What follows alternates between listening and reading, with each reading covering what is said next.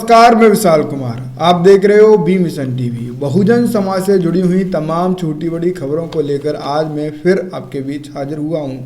बहुजन समाज से जुड़ी हुई तमाम छोटी बड़ी वो खबरें जो मेन स्ट्रीम मीडिया ने आपके बीच नहीं रखी, आपसे छुपाई। साथ ही साथ मैं आपको बताऊंगा बहुजन नेताओं ने जो सबसे ज़्यादा अच्छा फैसला लिया है वो क्या फैसला है। जो बहुजन समाज के लोग चाहते थे वो फैसला आज बहुजन नेताओं ने ले लिया है। आखिर ऐसा क्या फैसला है वो आज की इस वीडियो में बताऊंगा। साथ ही साथ ये भी बताऊंगा समाजवादी पार्टी के मुखिया अखिलेश यादव को जो कदम उठाना चाहिए था आज अखिलेश यादव ने वो कदम उठा लिया है। साथ ही साथ मायावती ने, बहुजन समाज पार्टी की सुप्रीमो बहन मायावती ने भी अखिलेश यादव का समर्थन कर दिया है। किस बात पर अखिलेश यादव का समर्थन किया है, किस फैसले पर समर्थन किया है, इस विषय पर बात करूंगा। चंद्रशेखर आजाद किस तरीके से लोकसभा चुनाव की तैयारियों में जुटे हैं मैदान में उतरकर, वो भी बताऊंगा। फिलहाल आखिरी तक बने रहें, इस वीडियो को शेयर करें। कुछ सवाल आपके बीच रखूंगा जिनका आपको कमेंट बॉक्स में तथ्यों के साथ सोच समझ देना है। फिलहाल वीडियो शुरू करने से पहले मेरा आपसे सवाल रहेगा, क्या 2024 का चुनाव बैलेट पेपर से होना चाहिए या ईवीएम से होना चाहिए? क्योंकि ईवीएम से चुनाव हुआ, मध्य प्रदेश, छत्तीसगढ़, तेलंगाना, राजस्थान के चुनाव ईवीएम से हुए। किस तरीके का रिजल्ट आया वो आपके सामने है। तो आप बताएं कि 2024 का चुनाव किस तरीके से हो, कैसे हो। हालांकि आपके कहने से चुनाव नहीं होगा क्योंकि बड़े बड़े नेताओं ने बोला कि चुनाव बैलेट पेपर से हो, बड़े बड़े राष्ट्रीय नेताओं ने बोला, फिर भी नहीं हुआ। पर हम एक देखना चाहते हैं कि देश का मूड क्या है, आखिर देश की पब्लिक चाहती क्या है, आखिर किस तरीके से वो वोट डालना चाहती है, बैलेट पेपर या ईवीएम से, ये हम जानना चाहते हैं। फिलहाल ईवीएम से जो चुनाव हुए जिन राज्यों में जिस तरीके की उम्मीद थी, राष्ट्रीय लोकतांत्रिक party, Arya Samaj party, Bahujan Samaj party, ये जो तमाम ऐसे दल हैं क्षेत्रीय दल, उनके जो उम्मीद थी बहुजन समाज पार्टी 39 साल पुरानी है, वो बड़ा ही संघर्ष की राजस्थान में, मध्य प्रदेश में की। फिर भी जो चुनाव रिजल्ट आया, छत्तीसगढ़ में 0 हो गया, मध्य प्रदेश में 0 हो गया। 2 विधायक थे पहले 2018 में, और फिर तेलंगाना में तो आपको पता है किस तरीके की लहर थी कि ऐसा लग रहा था कि बीएसपी सरकार बन रही है। फिर वहाँ पर भी 0 हो गया। राजस्थान में 2 विधायक जीते और उनमें से एक विधायक लगभग अभी भारतीय जनता पार्टी की तरफ झुकाव कर रहे हैं। तो इस तरीके से चुनाव रिजल्ट आया। मायावती ने जब चुनाव रिजल्ट देखा तो मायावती जी का भी दिमाग घूम गया। मायावती जी भी सोचने पर लग गई, बहन मायावती सोचने पर लग गई कि आखिर ऐसा चुनाव रिजल्ट आया तो आया कैसे। हमें इस चुनाव रिजल्ट की बिल्कुल भी उम्मीद नहीं थी। जो मशीनरी है, जो तंत्र है, उसका प्रयोग किया गया है, इस चुनाव को डाइवर्ट किया गया है भाजपा की तरफ। मैं आपको कुछ बताऊं, छत्तीसगढ़ में लगभग चुनाव हुआ, राजस्थान में चुनाव हुआ, मध्य प्रदेश में चुनाव हुआ। जिन चुनाव रिजल्टों में दिनों का गैप था उन चुनावों में भारतीय जनता पार्टी जीती। चुनाव रिजल्ट आने में गैप था लगभग 10-15 दिन का, तो उन राज्यों में भारतीय जनता पार्टी जीती। वहीं तेलंगाना की मैं बात करूँ, 30 नवंबर को शायद मेरे हिसाब से मतदान हुआ और 3 दिसंबर को चुनाव रिजल्ट आया, तो वहाँ पर तेलंगाना में कांग्रेस जीती। भारतीय जनता पार्टी का कहीं अता पता नहीं दिखा। तो हम समझ सकते हैं लगभग इन 10-20 दिनों में जो हेरफेर हुआ है इसका कोई नहीं कह सकता। पर आपको क्या लगता है, क्या हेरफेर हुआ है? आप अपनी राय दें। अब उसी तंत्र के खिलाफ जंग छेड़ दी है। मायावती जी भी बिल्कुल साथ हैं। मायावती भी कह रही है कि ये तंत्र बंद होना चाहिए। फिलहाल अखिलेश यादव का वीडियो देखिए। जो अखिलेश यादव ने फैसला लेना चाहिए तो वो फैसला अखिलेश यादव ने इस वीडियो में ले लिया है। फैसला, उनकी वीडियो, उनकी बातें सुनोगे तो आप समझ जाओगे। फिलहाल आप सुनिए।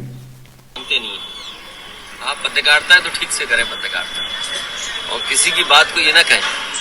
समाजवादियों ने कहा कि अगर आप अमेरिका से नकल कर रहे हो, आप डेवलप कंट्री बनना चाहते हो, तो जो डेवलप कंट्री में व्यवस्था है वोट डालने की, उसके वो क्यों नहीं अपना रहे हो?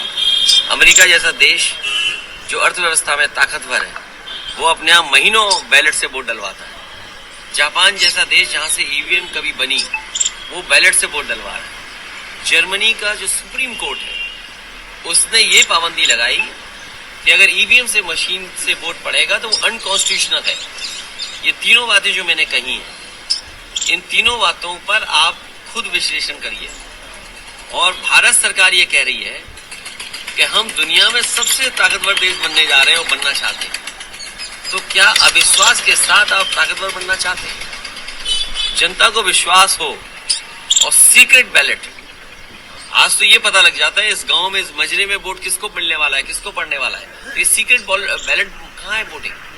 इसलिए समाजवादियों का मानना, मैं आज फिर कहता हूं आपसे, मैं जनता से अपील करूंगा कि समाजवादियों को जिताइए, बीजेपी को हटाइए।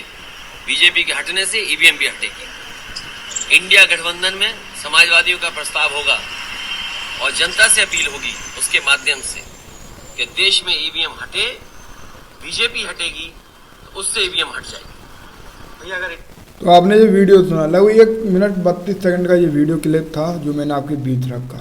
समाजवादी पार्टी के मुखिया अखिलेश यादव ने साफ बोला, ईवीएम हटेगी तो बीजेपी हट जाएगी, ये जनता का मन है।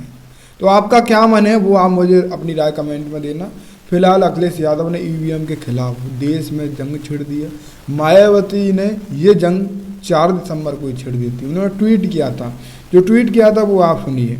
देश के चारों राज्यों में अभी हाल ही में हुए विधानसभा आम चुनाव के लिए आए परिणाम एक पार्टी के पक्ष में हो, एक तरफा से सभी लोगों को सख्ती, अचंभित व चिंतित होना स्वाभाविक, क्योंकि चुनाव के पूरे माहौल को देखते हुए ऐसा विचित्र परिणाम लोगों के गले से नहीं उतर रहा है।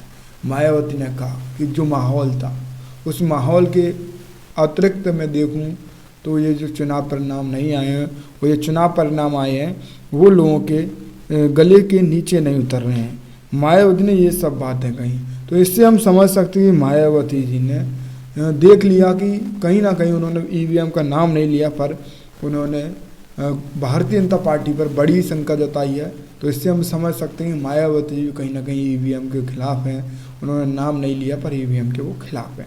फिलहाल मैं आपको बताने की कोशिश करूं, समाजवादी पार्टी मुखिया अखिलेश यादव लगातार ईवीएम का विरोध कर रहे हैं और मुझे लगता है वो विपक्षी दल के नेता हैं और बड़ी उनकी आवाज़ है बुलंद हो सकती है।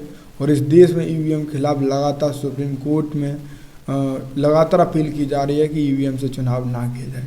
फिलहाल अगली खबर बता दूं, चंद्रशेखर आज़ाद लगातार लोकसभा चुनाव की तैयारियों में डटे हुए हैं। उन्हें किसी से कोई मतलब नहीं है, अपनी पार्टी को लेकर बिजनौर नगीना में वो लगे हुए हैं। वो लग रहे हैं कि किसी उम्मीद से हम उनकी पार्टी का खाता खुले, क्योंकि विधानसभा राजस्थान में दूसरे नंबर पर वो पार्टी में रहे, 2 सीटों पर 3 सीटों पर, ऐसी 3 नंबर पर रहे, कभी 2 सीटों पर रहे।